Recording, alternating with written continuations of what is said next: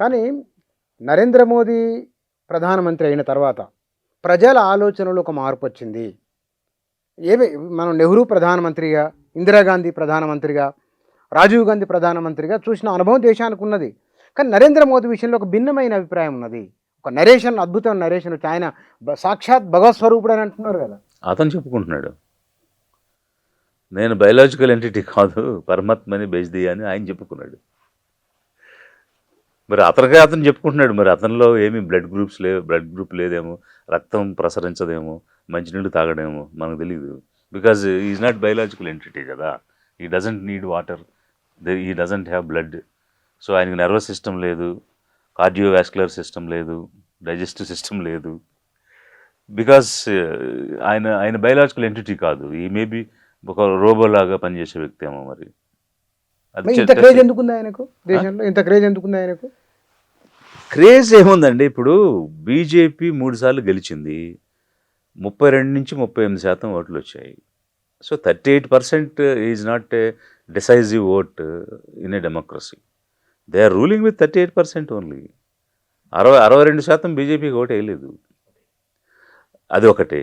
ఇక ఈ narrative building, social media, వేల మంది పనిచేయటం, వాళ్ళు 2014లో గవర్నమెంట్లోకి వచ్చే ముందు వీళ్ళు హండ్రెడ్స్ ఆఫ్ క్రోర్స్ ఇచ్చి ఇంటర్నేషనల్గా ఒక సోషల్ మీడియా ఏజెన్సీస్ని తెచ్చుకుని ఒక రకమైనటువంటి నెరేటివ్ని జనాల మెదడులోకి ఎక్కించారు. ఆ బిల్స్ అన్ని ఎవరు పే చేశారు? ఇవన్నీ చూస్తే ఎవరు ఫ్రెండ్షిప్లో వీళ్ళు వర్క్ చేస్తున్నారు, ఎవరికి క్రోనియిజం అంటే నచ్చినటువంటి ప్రకారంగా రూల్స్ మార్చి కాంట్రాక్టులు ఇస్తున్నారు, వర్క్లు ఇస్తున్నారు అనేది అర్థమవుతుంది. ఇవన్నీ వెలికి తీసేది ఎవరు? బయట పెట్టి మాట్లాడేది ఎవరు? మాట్లాడితే వాళ్ళని వాషింగ్ మెషిన్లోకి పెడతారు, బయట తర్వాత క్లీన్ అయిపోయి వచ్చేస్తారు. అంటే ఎవడెదిరిస్తే వాడి మీద రైడ్ జరుగుద్ది. రైడ్కి భయపడి బీజేపీలో చేరిపోతే క్లీన్ అయిపోతాడు. ఇక క్వశ్చన్ చేసేవాళ్ళే లేరు కదా, ఈ అంశాలన్నీ బయటకు రావు కదా. అందువల్ల గొప్ప అనుకుంటున్నారు. మీరు ఢిల్లీ వెళ్ళి ఏదైనా గవర్నమెంట్ ఆఫ్ ఇండియాలో పని చేయించుకోవాలంటే లంచం ఇవ్వకుండా పని అవుద్దా? First point. అది ఇచ్చే లంచం కూడా 10 మంది 20 మంది ఉండరు. ఒక్కొక్క లెవెల్లో ఒక్కొక్కడికి ఇవ్వాల్సిన అవసరం ఉండదు. ఒక్కొక్క శాఖ ఒకడు ఉంటాడు, దానికి పనిని బట్టి రేట్ ఉంటుంది. ఆ అమౌంట్ వాడికి ఇస్తే పని అయిపోద్ది. సిస్టమేటైజ్ అయిపోయింది కరప్షన్ అంతా. ఇది నాకు ఢిల్లీలో స్వయంగా ఆ కేంద్ర మంత్రాలయ అంటే సెక్రటేరియట్స్ ఉన్నాయి కదా, అక్కడ చెప్పినటువంటి విషయం. క్రాస్ చెక్ చేయండి. మరి నేను ఎండార్స్ చేయట్లేదు, క్రాస్ చెక్ చేసుకోండి, జనానికి వదిలేస్తున్నా. నిజమా అబద్ధం చెక్ చేసుకోండి మీరు. This is what my information is. కానీ సరే, దేశం కోసం అని చెప్పినప్పుడు నిజంగానే ప్రజలు ఆలోచిస్తారు అనే భావన, లేదా ప్రజల నుంచి ప్రశ్న వస్తుందేమన్న ఆలోచన వాళ్ళు కూడా వేసుకుంటారు కదా. వేసుకోవట్లేని కారణంగానే ఉందంటారా? ఇట్లా వేసుకున్నారు, ప్రశ్నిస్తున్నారు, నోరు నొక్కేస్తున్నారు. ప్రశ్నిస్తే నువ్వు కలిస్తేనే అన్నారు, ప్రశ్నిస్తే నువ్వు దేశద్రోహి అన్నాడు, అర్బన్ నక్సల్ అన్నాడు. ఇక ప్రశ్నించేవాడు ఆగిపోయాడు. ఈ లేబుల్స్ ఎందుకు మనం పడేదని. సో అలా ఆగిపోతేనే యూత్ అర్థం చేసుకుందా, వీళ్ళు ఆగిపోతున్నారు, ఎవడో ప్రశ్నించడం లేదు, ఇందులో ఇక్కడ డెమోక్రసీ లేదా, ఇది నిరంకుశత్వమా, ప్రజాస్వామ్యం కాదా, ఎక్కడున్నాయి ఈ పదాలు? రాజ్యాంగంలో ఉన్నాయి. అందుకే రాజ్యాంగం చదవడం మొదలుపెట్టారు. వాస్తవానికి భారత రాజ్యాంగము భారత పౌరులకు ఇచ్చిన గౌరవప్రదమైన జీవితానికి లేదా సంపద విషయంలో, అధికార విషయంలో ఏమేమి ప్రసాదించింది భారత ప్రజలకు? అది ఇంతకుముందు ఫండమెంటల్ రైట్స్ గురించి ప్రస్తావించాను కదా. పార్ట్ 4 ఏం చెప్తుంది? Directive principles of state policy అన్నది. దానిలో any elected government shall strive to build a welfare state అని చెప్తుంది. Welfare state includes not only people but also animals and nature. ప్రకృతితో సహా మన దేశం, మన ప్రజలు, వీళ్ళ అందరూ సమపాళ్ళలో అభివృద్ధి చెందే విధంగా వీళ్ళు చర్యలు తీసుకోవాలి. అందుకు సంబంధించిన పాలసీలు తేవాలి. అలా తేవాల్సిన సమయంలో ఏం కన్సిడరేషన్ తీసుకోవాలి? షెడ్యూల్ కాస్ట్ తీసుకోవాలి, షెడ్యూల్ ట్రైబ్స్ తీసుకోవాలి, అదర్ బ్యాక్వర్డ్ కమ్యూనిటీస్ తీసుకోవాలి, విమెన్ తీసుకోవాలి, యానిమల్ హస్బెండరీ తీసుకోవాలి అని చాలా స్పష్టంగా ఇవన్నీ చెప్పింది. ఇవి జస్టిషియబుల్ కాదు అంటే కోర్టుకు వెళ్ళి నాకు ఇది ఇవ్వలేదు అని అడిగే హక్కు లేదు. ఎందుకనంటే జనం దీని మీద నిర్ణయానికి వస్తారు. ఏ ప్రభుత్వం ఎలా పనిచేసింది అనే దాని మీద నిర్ణయానికి వచ్చి వాళ్ళ తీర్పులో చెప్తారు.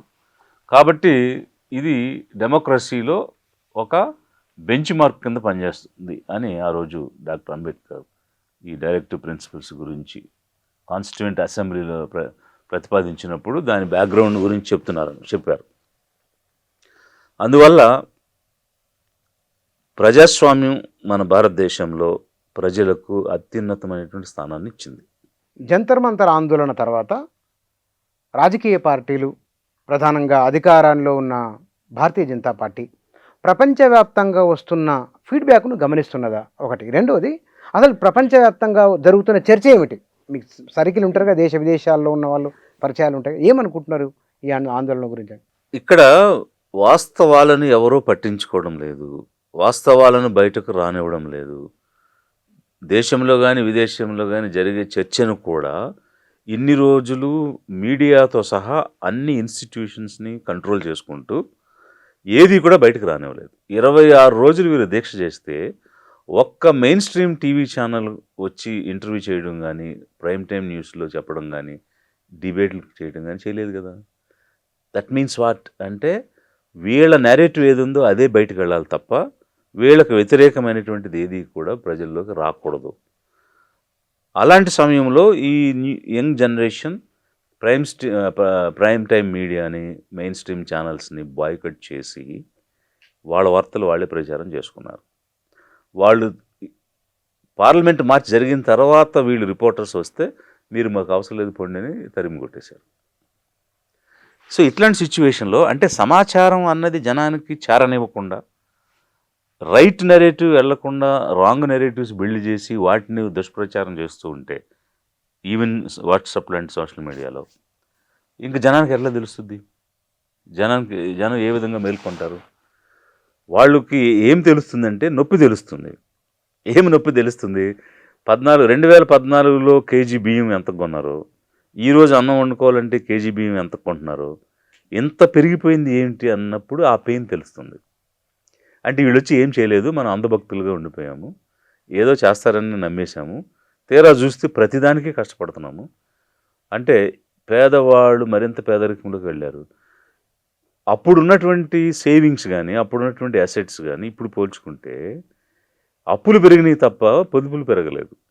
మీరు మిడిల్ క్లాస్ తీసుకోండి, పూర్ తీసుకోండి, వెల్త్ కాన్సన్ట్రేషన్ అనేది 1% దగ్గర ఎంత ఉంది? ఇప్పుడు 10% దగ్గర నియర్లీ 60% అది వెళ్తుంది.